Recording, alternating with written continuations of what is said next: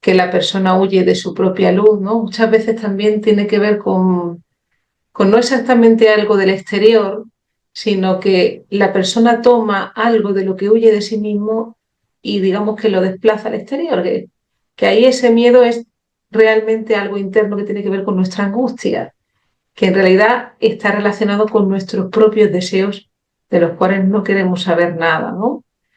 Y ahí en ese miedo tenebroso, las películas de terror Como se un ponen en juego freno, mucho. ¿no? Sí. Es un freno a nuestro deseo, porque Ajá. ¿de qué tenemos miedo? De justamente lo que deseamos. Claro. No, al final termina siendo algo muy limitante, ¿no? Porque el miedo te ayuda, es de supervivencia, ¿no? Porque te ayuda también frente a un peligro exterior a reaccionar o bien paralizándote para que no te pase nada o reaccionando en manera de huida o de afrontamiento. Pero claro, cuando es algo que no se corresponde con la situación, ¿no? Como que es desmedido, incluso te limita, ahí ya hablamos de una situación interna, ¿no? Que realmente se pone en juego la angustia.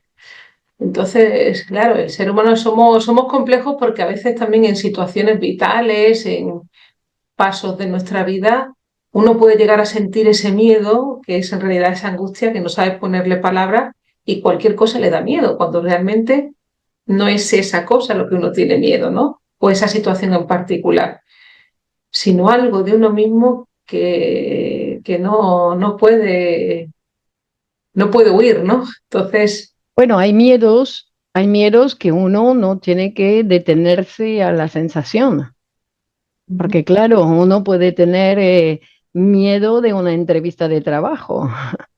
Entonces, si me quedo con el miedo, pues no doy nunca el paso. Entonces, hay miedos que no tenemos que dejarnos guiar por eso.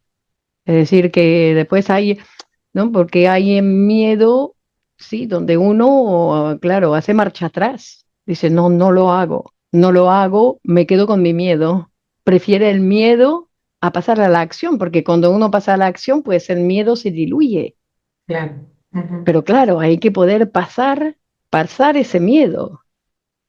Cuando uno sabe, ¿no? Que tiene miedo a una entrevista, tiene miedo a algo, alguna novedad en su vida, alguna cosa así que le toca vivir o subir al escenario, ¿da, no? Como ese, miedo a hablar en público, por ejemplo, ¿no? Pero claro, el miedo a hablar en público es un gran deseo de hablar en Claro, público, eso te es iba un a decir. gran deseo. Entonces, pero es tan grande el deseo de hablar en público que uno pues se queda con el miedo, ¿no? En lugar de Ujú. poder hacer el ejercicio, porque también es un poco un ejercicio de saber sobrepasarse Ajá, a la sensación de miedo. claro, Pero es verdad que a veces el miedo inmoviliza, claro, claro. de pasar Y, a la... y que a veces, claro, a veces no tiene que ver tanto exactamente con ese miedo al público, que muy bien has indicado que está implicado nuestro deseo, pero a veces es como también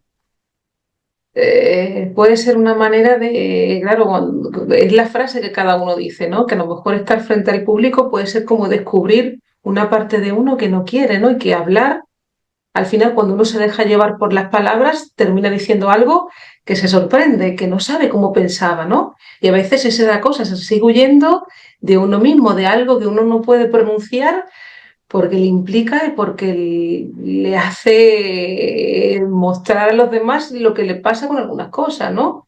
Bueno, Frente a los pero demás mostramos. no tanto por el contenido, sino Claro, para darnos cuenta que uno no está tan dueño del lenguaje como a veces nos gustaría claro. a conseguir. Es que tú Mm. hablas muy bien porque no sé qué, no, yo me dejo hablar. Entonces, es decir, ¿no? Como en esos programas, por ejemplo, que Sí, estamos improvisando cada vez. Entonces, uno se deja hablar y a veces, bueno, dice cosas inteligentes y a veces cosas menos inteligentes, no siempre ¿no? Que no tiene que ver exactamente con lo que yo creía que pensaba. Además, primero hay esa novedad cuando me dejo hablar porque voy a decir cosas que yo no sabía que era capaz de decir o que tiene que ver conmigo, pero sobre todo, pero yo creo que es esa práctica de estar en relación con ese lenguaje, porque cuando en psicoanálisis decimos que somos seres, ¿no? Que estamos hablados, hablados, sí. es decir, que es como si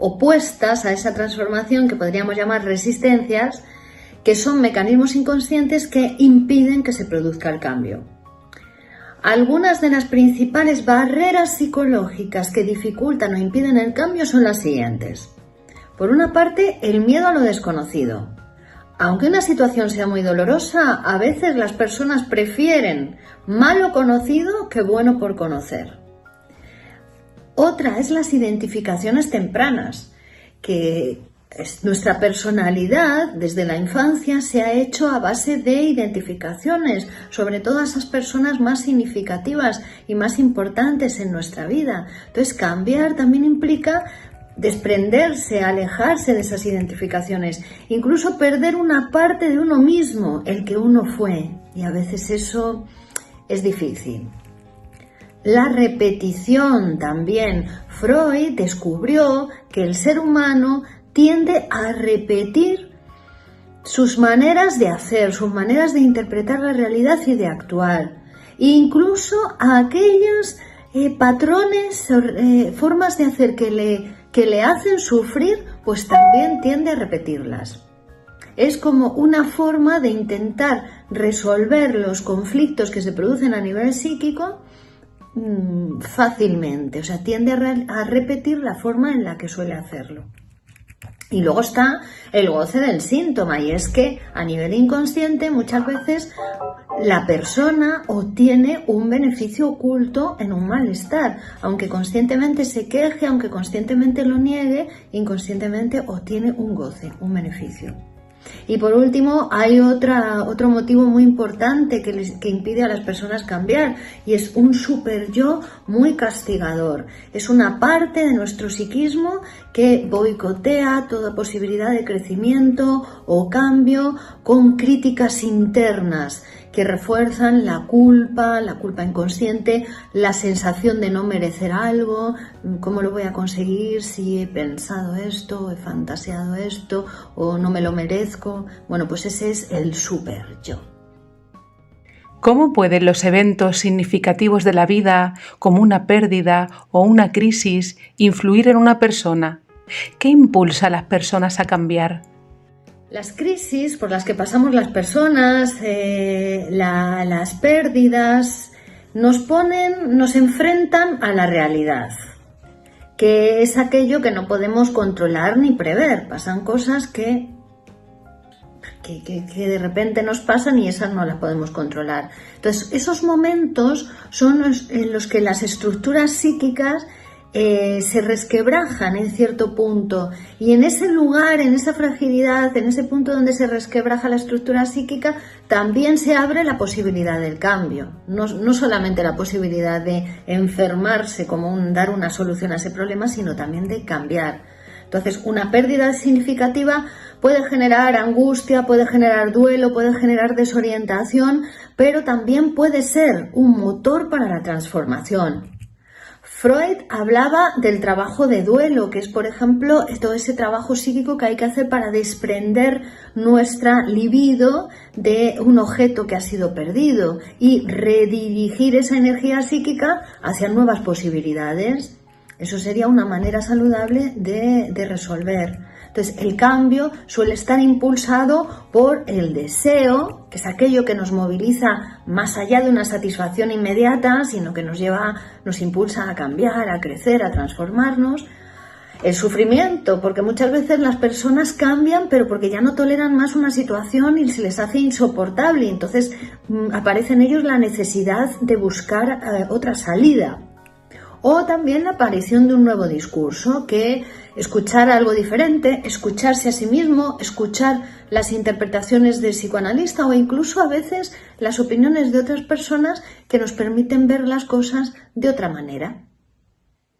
El psicoanálisis ayuda a transformar las crisis en oportunidades para construir una nueva relación con nuestro deseo. Se habla de que querer es poder. ¿Genera esto muchas frustraciones? ¿Qué dice el psicoanálisis acerca de los cambios? ¿Cómo te ayuda? La frase querer es poder puede ser engañosa. ¿Por qué?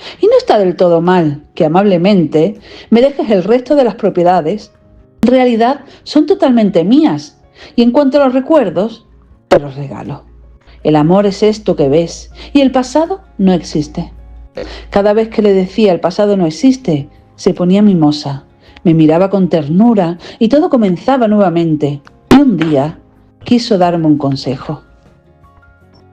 A veces, cuando te veo correr detrás de mí, siendo yo tan joven y tan superficial, me parece que alguien con intención me engañó.